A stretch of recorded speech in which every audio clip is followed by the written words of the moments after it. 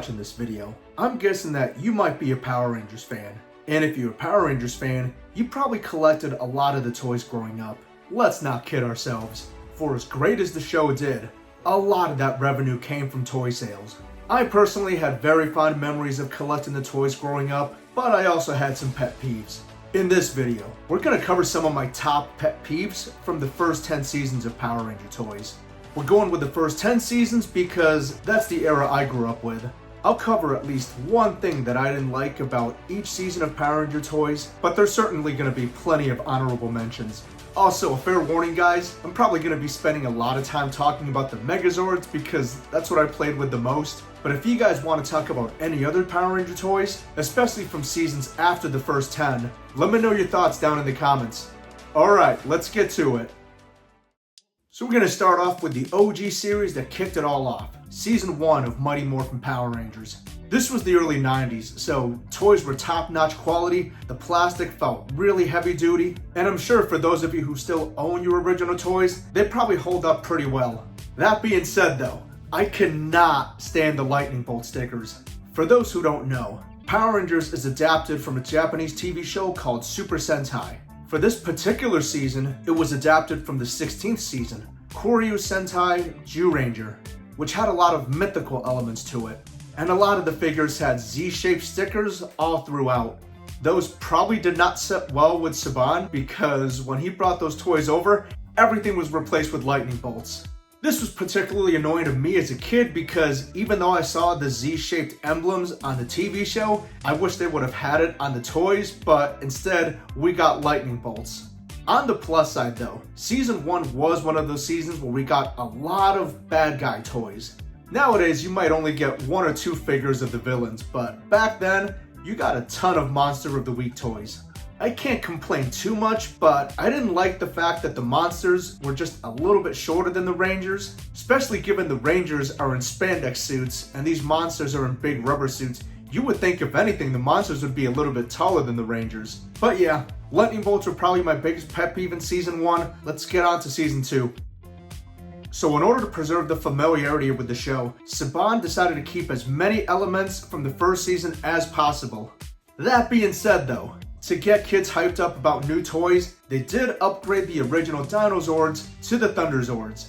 The Thunderzords were based off the mythical key beasts from the following Sentai series, Gosei Sentai Dai Ranger. And let me tell you guys, when they brought that toy to the US, the American Thunder Megazord was a nightmare. One thing I wasn't particularly fond of was that this thing had 1 billion pieces to it. Not literally, but it's really not that far off.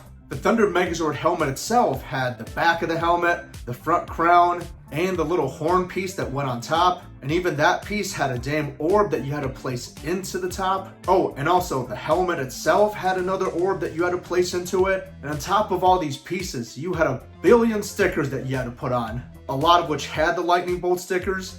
You done messed up, Aaron! Now granted, this issue wasn't just an American issue, and the Japanese releases were the exact same, but I got this weird feeling the Japanese kids were a little bit more responsible than we were. Oh, and also, in Japan, we had a Green Ranger, but in the US, it was still a Black Ranger, so the Lion Thunderzord that had a lot of green on it was changed to black when they released it in the US.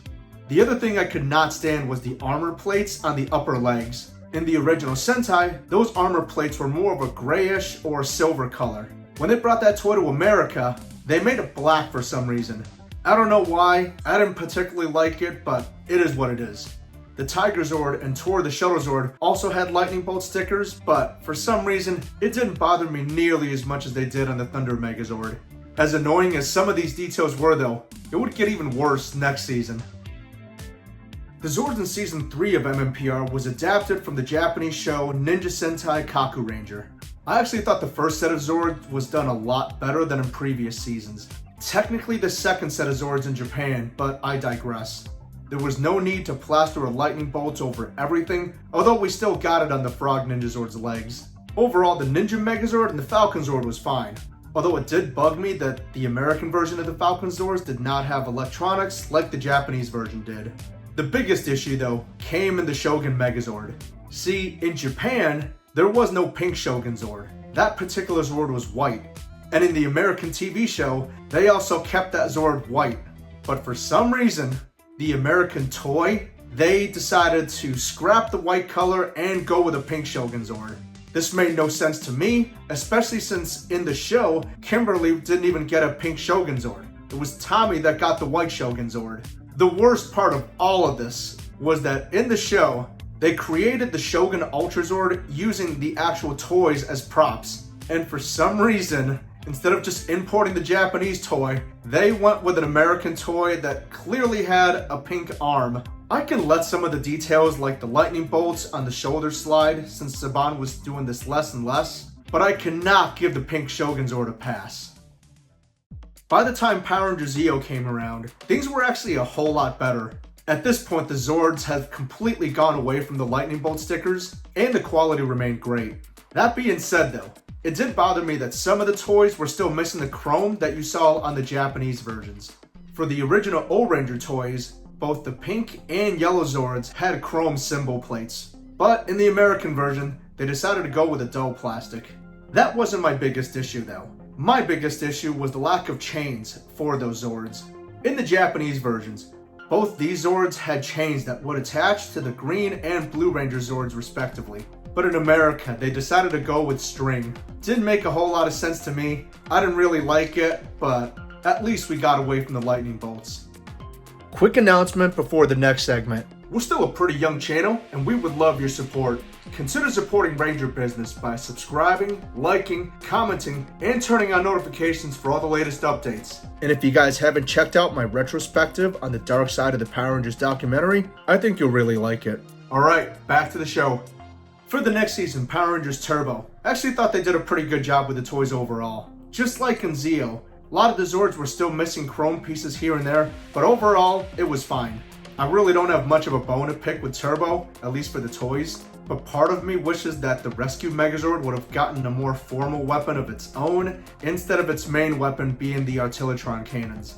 Now, the Rescue Megazord did come with these small handguns, but those weren't used all that much, and it wasn't the primary weapon.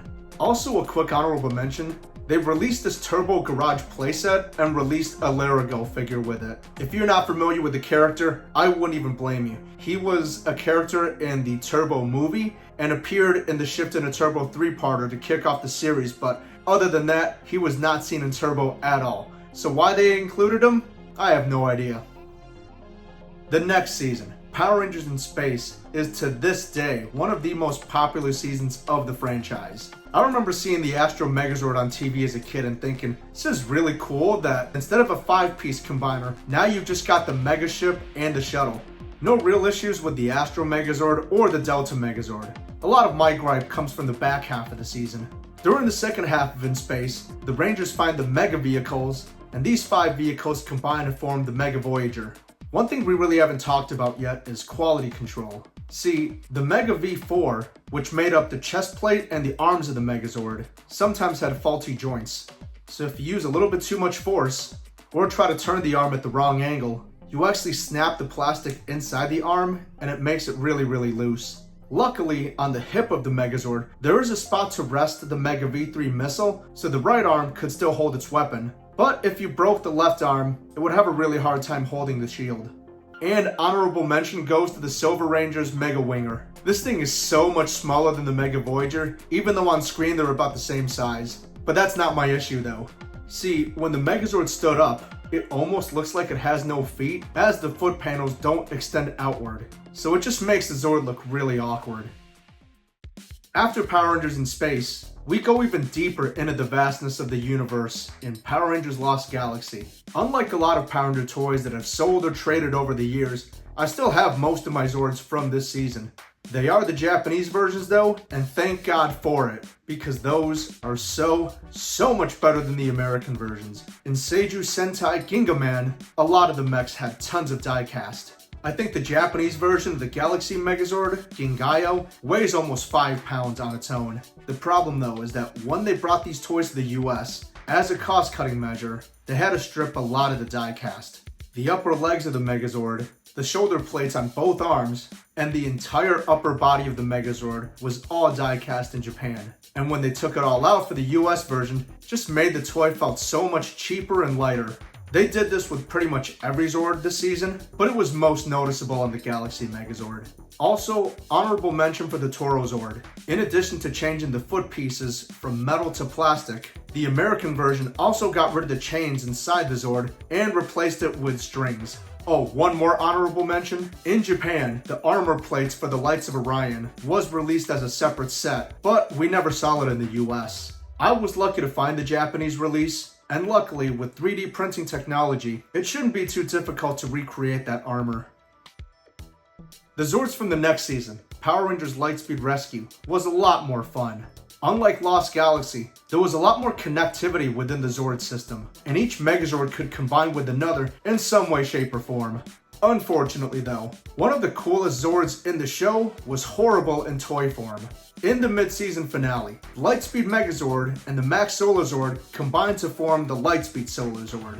This thing was so badass. It had these massive cannons at the hips, laser guns at the wrist, and could even absorb energy blasts from monsters. The problem though is that the toy form was horrible. There was very little posability, and you had to pull the Lightspeed Megazord in half just to combine it. Worst of all, unlike the show where the hip cannons almost kind of shrink, you can't remove these on the toy, and it makes it impossible to put the arms fully down. Also, for the Lightspeed Megazord specifically, they also removed a ton of die cast. Am I disappointed the American toys felt a little bit cheaper? Yes. But at the same time, these were so fun to play with, it's hard to hate on them too much. The next season, Power Rangers Time Force, is arguably the best season in the entire franchise, depending on which camp you ask. For as great as the season was though, the same can't be said about the Megazord toys. Let me just get it out of the way, otherwise someone's gonna point it out. In America, we never got the Transwarp Megazord, at least the deluxe version. My biggest gripe was how loose the joints were on the Time Force Megazord. It is possible that mine came from a bad batch, but the arm joints are so loose, it is damn near impossible to even hold the sword, let alone the shield. Also, while the Megazord itself had 3 different forms, I thought there was a lot to be desired, and the individual Zords were really not that fun. And since Time Force had so few Zords, let's just talk about the Q-Rex. This was one of the most expensive Megazords to date, and it did not live up to the hype. What was unique about this Zord is that it actually came with a quantum morpher that you can put on your wrist and transform the Megazord via infrared signal. The problem was though, this was a very top-heavy and, quite frankly, bottom-heavy Megazord. Oftentimes the Zord would get stuck mid-transformation and you would have to go nudge it yourself to complete the transformation sequence. Even as a kid, I remember reading the bad Amazon reviews. A lot of customers returning their Q-Rex to the store to try to swap it out with a new one that was a little bit better at transforming, but even then, people didn't really seem happy with the mechanism.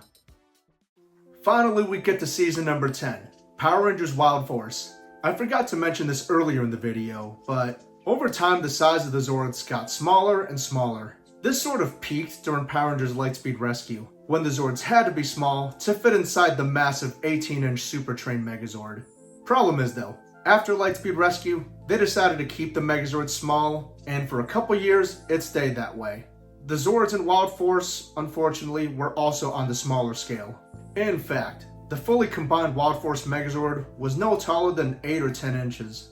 That's not my biggest gripe though. My biggest gripe is the lack of an Elephant Zord. So for a little bit of context, Wild Force went all out with the Zords. We had seen limb swapping in previous seasons, but this was the first time you can really mix and match all the different Megazords. You had the Wild Force Megazord Striker Mode, the Kongazord Striker Mode, the Pretazord Spear Mode, the Isis Megazord Predator Mode, the Pegasus Megazord. You had Animus. You had all these Zords, and you could not give us a damn Elephant Zord. This upset a lot of fans, especially given the fact that we got an American version of Gal Knight, and we could still not get a gosh darn Elephant Zord. I remember many unhappy fans on Ranger Board, and back then we didn't have all these movements on social media in the ways we do now. And there we go, guys. Those are some of my pet peeves from the first 10 seasons of Power Ranger toys. What were some of your pet peeves? Could be the Saban era, the Disney era, Neo Saban, Hasbro. Let me know down in the comments. Anyways, that'll do it for this video. Be sure to subscribe, like, comment, and turn on notifications for all the latest updates. Alright, we'll see you in the next one.